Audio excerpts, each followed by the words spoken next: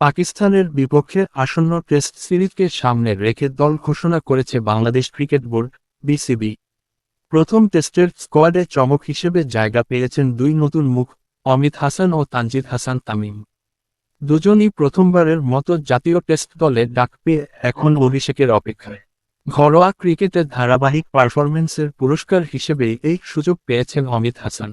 2019 সালে প্রথম শ্রেণীর ক্রিকেটে অভিষেকের পর থেকে নিয়মিত রান করে আসছেন এই 23 বছর বয়সী ব্যাটার, যার গড় প্রায় 49।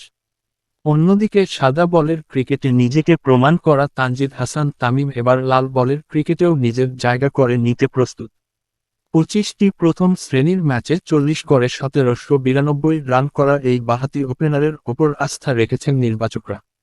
দল ঘোষণার পর প্রধান নির্বাচক কাজী হাবিবুল বাশার জানিয়েছেন, তানজিদের টেকনিক এবং অমিতের ধৈর্য ও শৃঙ্খলা টেস্ট ক্রিকেটের জন্য খুবই উপযোগী। আমরা বিশ্বাস করি, তারা দীর্ঘ সময় ধরে বাংলাদেশকে সার্ভিস দিতে পারবে। পেস বিভাগেও এসেছে পরিবর্তন। চোট কাটিয়ে দীর্ঘ বিরতির পর টেস্ট দলে ফিরেছেন তাসকিন আহমেদ ও শরীফুল ইসলাম।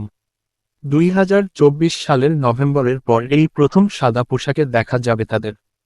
এছাড়া প্রায় 1 বছর পর অফ স্পিনার নাইম হাসানও দলে ফিরেছেন।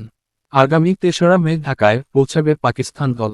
এরপর 8 থেকে 12 মে মিরপুর শেরে বাংলা জাতীয় ক্রিকেট স্টেডিয়ামে অনুষ্ঠিত হবে প্রথম টেস্ট সিরিজের দ্বিতীয় ও শেষ টেস্ট সিলেটে গড়াবে 16 থেকে 20 মে। নাজমুল হোসেন শান্ত, অধিনায়ক; মাহমুদুল হাসান জয়, সাদমান ইসলাম, মুমিনুল হক সৌরভ, মুশফিকুর রহিম, লিটন কুমার দাস, মেহেদী হাসান মিরাজ সহ অধিনায়ক তাইজুল ইসলাম, নাইম হাসান, এবাদত হোসেন চৌধুরী, শরীফুল ইসলাম, তাসকিন আহমেদ, নাহিদ রানা, তানজিদ হাসান তামিম ও অমিত হাসান।